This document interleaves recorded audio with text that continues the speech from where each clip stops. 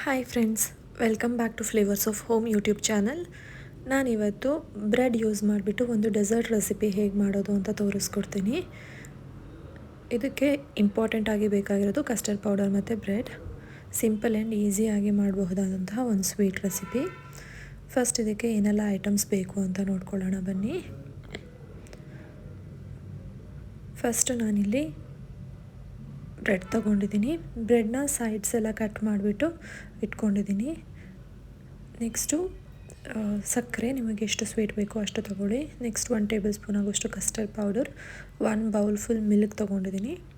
ಮತ್ತು ನಾನಿಲ್ಲಿ ಸಣ್ಣ ಸಣ್ಣದಾಗಿ ಬಾದಾಮನ್ನ ಕಟ್ ಮಾಡಿ ಇಟ್ಕೊಂಡಿದ್ದೀನಿ. ನೀವು ಬೇಕಿದ್ರೆ ಪಿಸ್ತಾ ಕೂಡ ಆ್ಯಡ್ ಮಾಡ್ಕೊಳ್ಬಹುದು. ಫಸ್ಟು ನಾವು ತೊಗೊಂಡಿರೋ ಕಸ್ಟರ್ಡ್ ಪೌಡರ್ ಏನಿದೆ ಅದನ್ನು ಇಟ್ಕೊಂಡು ಅದಕ್ಕೆ ಸ್ವಲ್ಪ ಹಾಲು ಹಾಕಿ ಅದನ್ನು ಚೆನ್ನಾಗಿ ಮಿಕ್ಸ್ ಮಾಡ್ಕೋಬೇಕು. ಇದರಲ್ಲಿ ಗಂಟು ಇಲ್ದಿರೋ ಥರ ನೀಟಾಗಿ ಹಾಲು ಹಾಕ್ಕೊಂಡು ಮಿಕ್ಸ್ ಮಾಡ್ಕೊಳ್ಳಿ.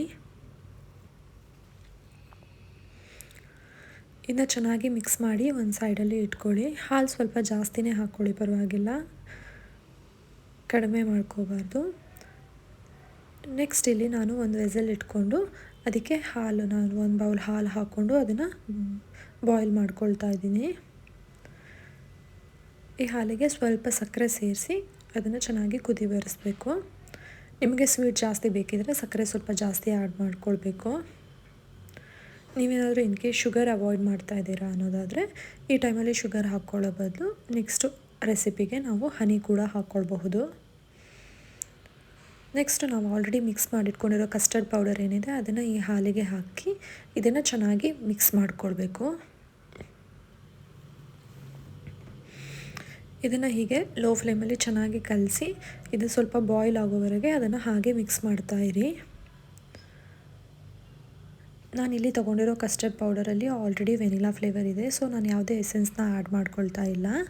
ನೀವು ಬೇಕಿದ್ದರೆ ವೆನಿಲಾ ಎಸೆನ್ಸ್ ಕೂಡ ಆ್ಯಡ್ ಮಾಡ್ಕೊಳ್ಬಹುದು ಅಥವಾ ಸ್ವಲ್ಪ ಏಲಕ್ಕಿ ಪುಡಿ ಮಾಡಿ ಕೂಡ ಹಾಕ್ಕೊಳ್ಬಹುದು, ನಿಮಗೆ ಆ ಫ್ಲೇವರ್ಸ್ ಇನ್ನೂ ಬೇಕು ಅಂದರೆ.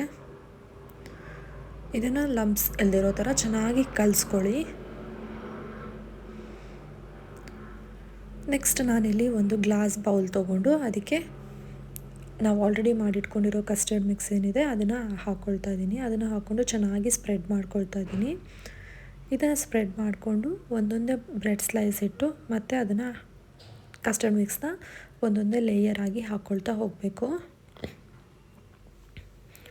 ನಾನಿಲ್ಲಿ ವೀಟ್ ಬ್ರೆಡ್ನ ತೊಗೊಂಡಿದ್ದೀನಿ, ನೀವು ಬೇಕಿದ್ರೆ ಮೈದಾ ಬ್ರೆಡ್ ಕೂಡ ತೊಗೊಳ್ಬಹುದು. ಹೀಗೆ ಒಂದೊಂದೇ ಹಾಕ್ಕೊಂಡು ಹೋಗಬೇಕು. ನೀವು ಇನ್ ಕೇಸ್ ಶುಗರ್ ಹಾಕ್ಕೊಂಡಿಲ್ಲ ಅಂತಂದರೆ ಈ ಟೈಮಲ್ಲಿ ಹನಿನೂ ಒಂದೊಂದು ಲೇಯರಾಗಿ ಹನಿನ ಹಾಕ್ಕೊಳ್ತಾ ಹೋಗಿ. ಇದೇ ಥರ ಒಂದೊಂದೇ ಬ್ರೆಡ್ ಸ್ಲೈಸ್ ಇಟ್ಟು ಕಸ್ಟರ್ಡ್ ಮಿಕ್ಸ್ ಏನಿದೆ ಅದನ್ನು ಹಾಕ್ಕೊಂಡು ಡ್ರೈ ಫ್ರೂಟ್ಸ್ ಹಾಕಿದ್ರೆ ಈ ರೆಸಿಪಿ ರೆಡಿ ಆಗುತ್ತೆ. ಇದನ್ನು ಚೆನ್ನಾಗಿ ರೆಫ್ರಿಜರೇಟ್ ಮಾಡಬೇಕು.